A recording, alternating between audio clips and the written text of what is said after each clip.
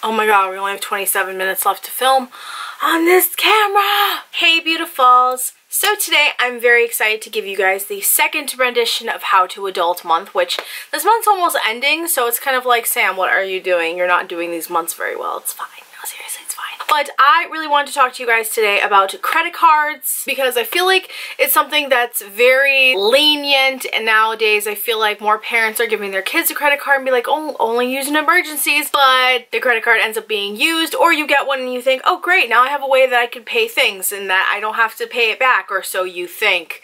Oh, you think. So if you guys are interested in hearing about this, again, I feel like this is very important. You're just getting out of high school or going to college or just in general adulting life, and you don't really get how a credit card works. So in this video, I'm just briefly going to go over everything and my experiences because I personally think they're very dangerous, especially if you're a shopping addict, and all of my fellow shopping addicts out there, y'all know. So with that being said, let's just get started. So first off, what is a credit card? Basically, it is a card that you can use with borrowed money to pay for something. So if you are at Sephora or Ulta and you have a credit card and you don't have enough money on your debit card, or you don't have enough cash, you can just use the credit card, and then you will later get a bill in the mail for the amount that you spent. With that comes interest, which, if we look up the definition of interest, a credit card's interest rate is the price you pay for borrowing money. For credit cards, and interest rates are typically stated as a yearly rate. This is called the annual percentage rate, or APR. On most cards, you can avoid paying interest on purchases if you pay your balance in full each month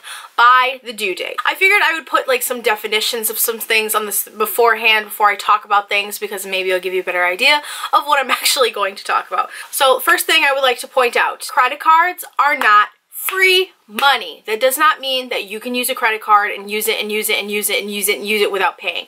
You will end up having to pay that money back, because using a credit card is basically you are borrowing money from a company on a specific card to use while you shop, to use for whatever, but at the end of the month you will have a bill for the amount that you borrowed on that card. So if you went shopping and spent $1,000, you're gonna have a $1,000 credit card bill at the end of the month. And if you have interest and if you don't pay, and again going back to last week's video, pay your bills on time. If you know that your bills are going to be due, set a reminder in your phone, mark it down on your calendar, do whatever you have to do. And most importantly, if you do not pay your bills consistently, or you only pay the minimum balance, you may be subjected to an interest rate, which, going back to the definition, is the price that you pay for borrowing the money in the first place. So for example, if I had like a Visa or MasterCard and my interest rate was like 30%, which is really high. A lot of different credit cards have different interest rates. I feel like I've seen one for 30%. I could be wrong, but I don't have a normal credit card personally. I only have a Victoria's Secret Angel card and a Target credit card, because I personally don't trust myself to use a credit card, like a normal one, because I know I'm going to be using it for everything, and I don't want to do that, and I don't want a huge bill at the end of the month. So I prefer to not use credit cards for my own sanity and for my own past shopping addiction things.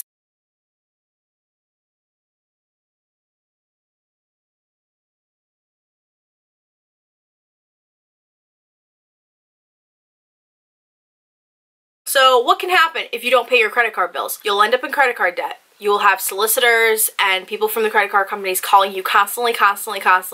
You will honestly end up being so backed up in credit card debt from not only owing them the money you already owe them, but the interest that will be building on that amount every single month you do not pay. With that being said, here's my advice to you guys. First off, pay your credit cards in full every single month. If not, then definitely pay half of the amount. Half or the full amount. That is what I personally recommend. When a credit card says, oh, your minimum balance is due by blah, blah, blah. Let's say you had a balance on like a Target card that was like $500. Let's say that. And on your bill it says you have a minimum balance due of like $25, which is usually like the standard one, or $30, whatever, for that month. If you just pay that minimum balance, you will be charged interest, so you will end up having to pay more, paying an interest fee on top of that minimum balance. So basically, if you think about it, you'll be paying them more money than the minimum balance, but you won't be paying off your card faster. You're still just paying the minimum balance. This is why I recommend you pay off either half of the amount every month or in full, because if you pay half, that is more than the minimum balance, and therefore you don't have to pay the interest. And the only reason I'm saying half is because that's worked out for me. I don't know about other credit card companies,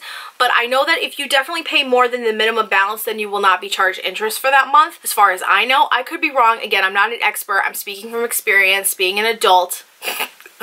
LOL. But by either doing that or paying your credit card bills in full every single month. So if I had like an $80 bill due at Target or whatever, I'm gonna pay $80 at the end of the month when it's due, because you get it. I don't want the interest. Basically, you do not want interest at any cost whatsoever.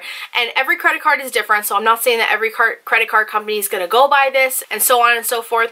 So be sure that when you are signing up for a credit card that you understand the interest rate, their minimum payment, their policies, all that other kind of stuff, because some credit cards can have really high interest rates, and if you fail to pay your balance for that month as said, or you only pay the minimum, you may end up having a really high interest rate, which really sucks. So that is the first thing I would like to say for the record, because there's like a certain way you have to pay these cards, and you can't just pay the minimum balance, because they trick you. That's how they get you. That's how they get you to pay for the interest. You want to pay in full every month if possible, and if you don't have the money to be paying a credit card bill, don't use a credit card. Pretty, again, easier said than done, as said last week, but if you don't have the money, don't use the credit card. Simple. Only for emergency situations. This is why parents and this is why people say only use a credit card in emergency situations. If it's not an emergency, don't use a credit card. That being said, moving on. So to go along with credit cards, there are a lot of them out now. A lot of stores have credit cards now, which is crazy.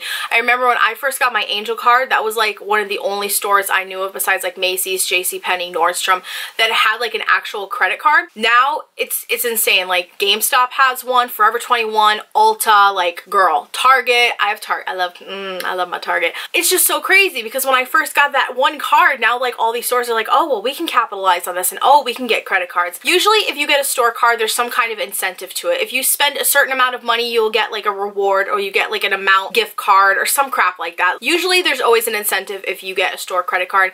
Most of the time there's not. I know Ulta has their points, Victoria's Secret has their points for Angel rewards. I'm not sure about Forever 21.